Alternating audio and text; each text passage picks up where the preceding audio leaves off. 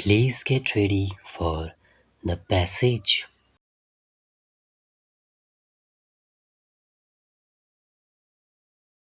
I feel it a great honor to inaugurate this memorable session of the World Forestry Congress. For the first time, it is meeting outside Europe in an Eastern country. The importance of the occasion is heightened by the fact that it is combined with the first session of the World Tropical Forestry Congress. It is fitting that the first of what I hope may be a regular series of tropical forestry congresses should be held in India, which has been working in this difficult field of forestry for close on a century. I am therefore happy that the offer of the Government of India to undertake responsibility for holding the Fourth World Forestry Congress was accepted by the Food and Agriculture Organization. That organization has extended its full cooperation in the difficult task of organizing the Congress, for which we are deeply grateful. I believe we have here today as representative gathering of world foresters and technicians connected with wood-based industries as has ever assembled in any place before.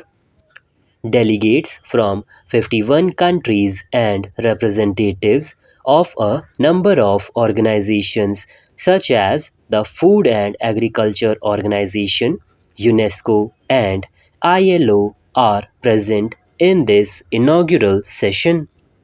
It is a matter of gratification that even countries which are not members of the FAO have considered the Congress important enough to send strong delegations to participate in its discussions.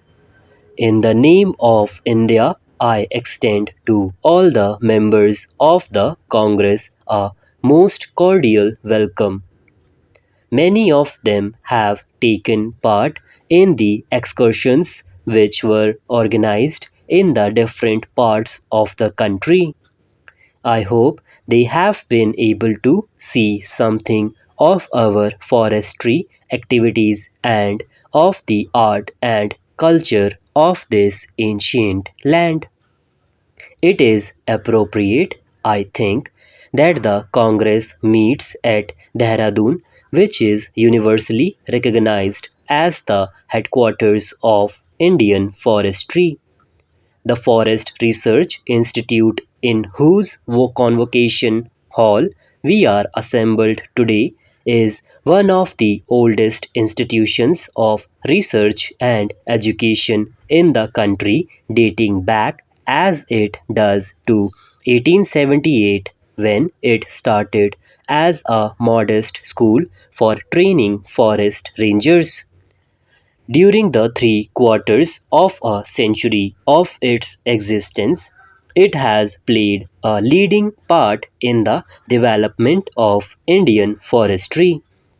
I believe its work is not unknown in international forestry circles for the betterment of a forestry infrastructure.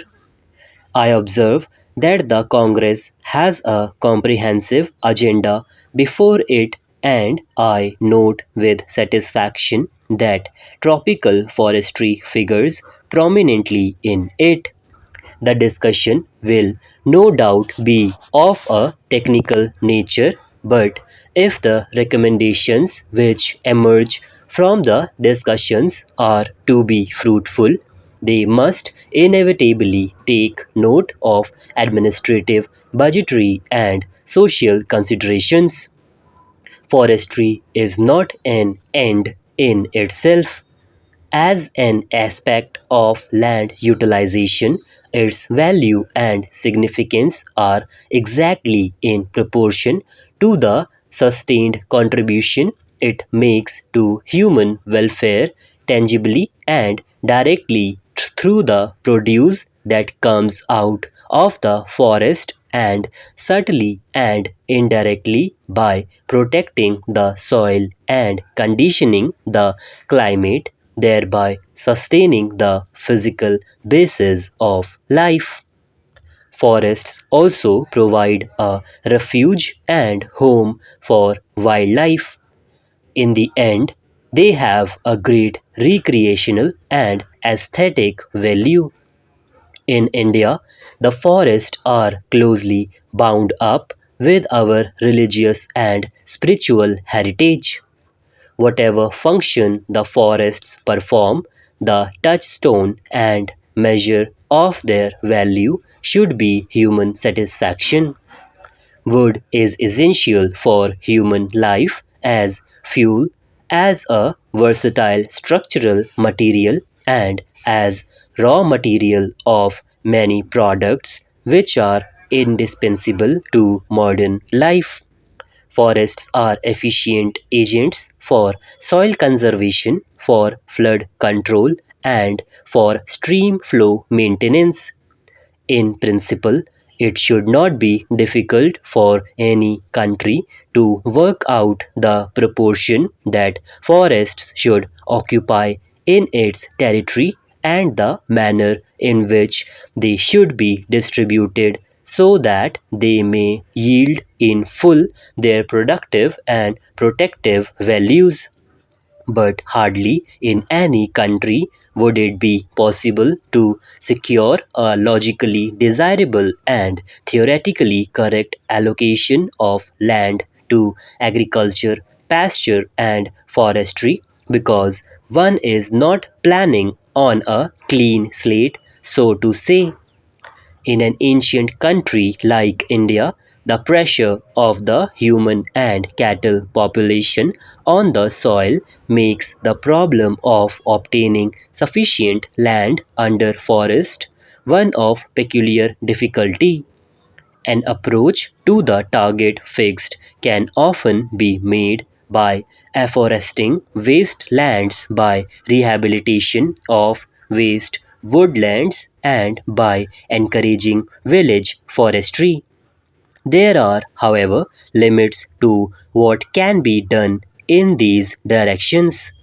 Every country has to strike a balance between the competitive claims of agriculture, animal husbandry, and forestry for use of the land for productive purposes, and this balance must, in the last resort, be based on considerations of what is practically possible in a given set of conditions rather than on what may be theoretically desirable. In the older countries, it may happen that the area under forest plus the area available for afforestation is less than what is considered the desirable minimum now.